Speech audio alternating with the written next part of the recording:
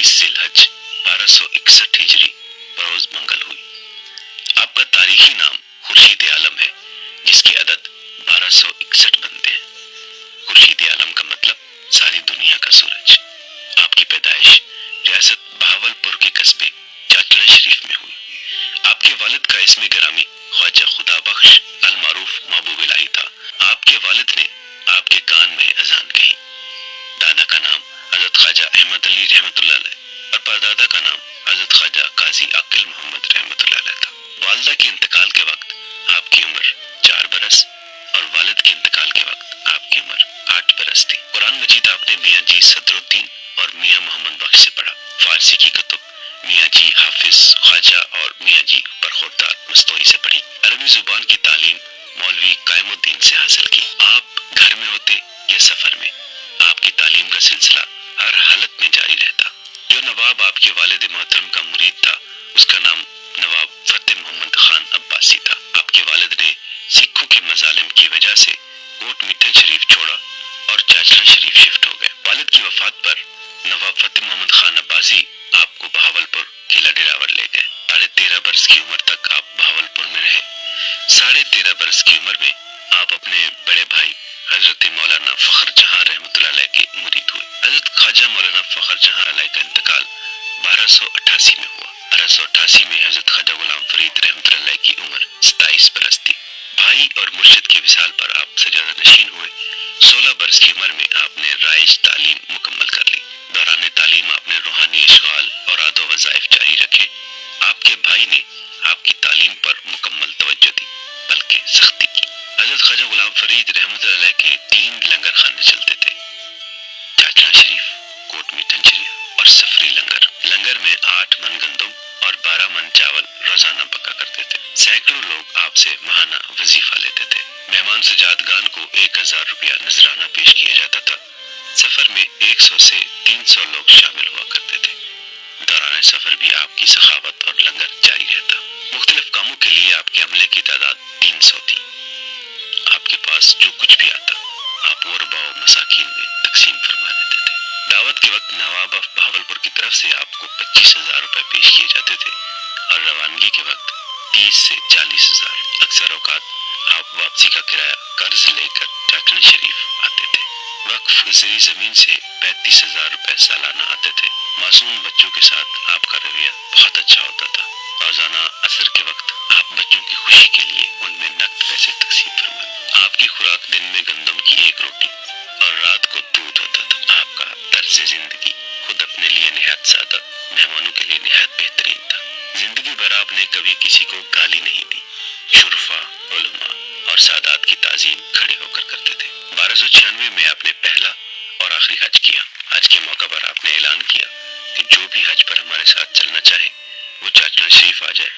साथ चलने वालों को आपने 7 नसीहतें की, जो ये थी: गुनाहों से तौबा कर ले, कर्ज अदा कर ले, अमानतें वापस करे, अपने हकूक माफ करे, दुश्मनों को राजी करे, माँ बाप की रजामंदी हासिल करे, साहिब जायदाद वसीयत लेकर चले। चाचड़ा शरीफ से 21 शवाल 1296 को रवाना हुए।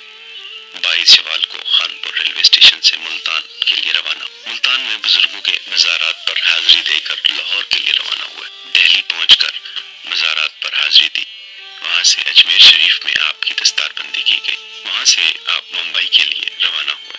ये तमाम सफर आपने बाज़रिए रेलगाड़ी किया और मुंबई बंदरगाह से बहरी जहाज पर सवार हुए। 4 ज़िलहज 1296 को आप जिद्दा की बंदरगाह पहुंचे। 5 ज़िलहज को मक्का मुकरमा रवाना हुए। मक्का में खास मुलाकात हाजी इमदादुल्लाह महाजिर मक्की से हुई। 23 ज़िलहज को मक्का मुकरमा से मदीना मुनव्वरा के लिए रवाना हुए। आपका रास्ता था वादी फातिमा, मुस्तफा, बैर सफा, बैर सनासी, बैर Ali, Medina Munawwara. Medina Munawwara में 1 माह क़याम किया। वापसी के लिए दोबारा मक्का मुकरमा आए। मुरीद होने वाला शख्स अकेला होता तो इसके दोनों हाथों से पकड़कर मुरीद बनाते। ज्यादा लोगों या औरतों को चादर या रुमाल से बैत करते। मुरीद करते वक्त मुराकबा फरमाते और नमाज और वज़ाइफ की तलकीन फरमाते। नवाब सादिक मोहम्मद खान अब्बासी चहारम आप ही का मुरीद था। सादिक ज़ेर थी, ज़बर नंबर, मता पेश पू। आपने ये खत सादिक मोहम्मद खान अब्बासी चहारम को लिखा। حضرت خواجہ غلام فرید رحمۃ اللہ علیہ پر لکھی گئی کتابوں کا سب سے بڑا ذخیرہ خواجہ فرید میوزیم و لائبریری کوٹ میٹھن شریف میں موجود ہے۔ خواجہ غلام فرید رحمۃ اللہ علیہ کے دیوان کا ترجمہ اردو، فارسی، انگریزی، عربی، پنجابی، بنگالی اور سندھی زبان میں ہو چکا ہے۔ حضرت خواجہ غلام فرید رحمۃ اللہ علیہ کا وصال 6 ربیع الثانی 1319 14 جولائی 1901 بروز بدھ باوقت مغرب چاچڑا شریف میں ہوا۔ وصال کے وقت آپ نے 3 حسرتوں کا اظہار فرمایا: کاش کوئی مجھ سے راستہ دریافت کرتا، کاش کوئی مجھ سے 1,00,000 روپیہ یکمشت طلب کرتا، کاش کوئی مجھ سے کہتا کہ مجھے پانی پلا۔ موجودہ کوٹ میٹھن شریف انگریزوں کے دور میں 1863 میں آباد ہوا۔ آپ کے موجودہ سجادہ نشین خواجہ معین الدین محبوب قریجہ سے ہیں۔ خواجہ فرید میوزیم لائبریری میں آپ کے خطوط، لباس، کتابیں، گھریلو استعمال کی اشیاء، برتن، قرآن پاک، موئے مبارک، آخری غسل کا صابن وغیرہ کے علاوہ سینکڑوں دیگر اشیاء موجود ہیں۔ چولستان میں آپ نے 18 سال گزارے۔ آپ 27 برس تک سجادہ نشین رہے۔ آپ نے سرائیکی، فارسی، سندھی، عربی، ہندی اور اردو زبان میں شاعری کی۔